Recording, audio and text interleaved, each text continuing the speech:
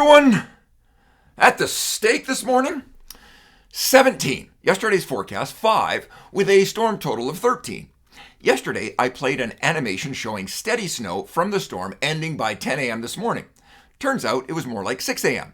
And looking at the laser height of snow history, the height when the snow began was 166. At 6 a.m., it was 179 for a change of 13 centis and a water equivalent of 14 millimeters. I also noted, after the steady snow ended, all we had coming down the pipe was convective snow or flurries.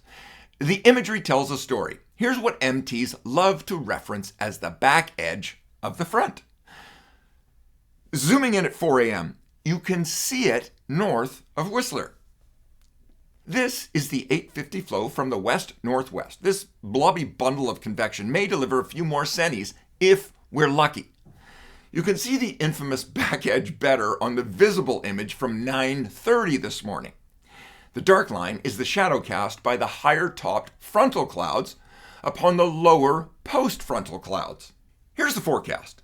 Keep in mind, the 7 is what the 15 ensemble models, which initialize at 4 a.m., forecast between 4 a.m. and 6 a.m. this morning. That will always show up in the 24-hour total for Sunday morning.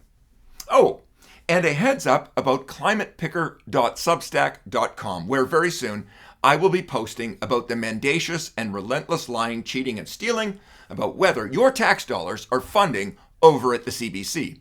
It is truly shameful, and it doesn't help that former colleagues of mine at the Weather Service and at NOAA in the U.S. are actually fostering what can only be described as pure malevolence to the truth about what causes what in the atmosphere. More tomorrow for the climate curious on climatepicker.substack.com. A word of warning, I will not be holding back. Happy POWDAY, people! Isn't this the most fun you've ever had?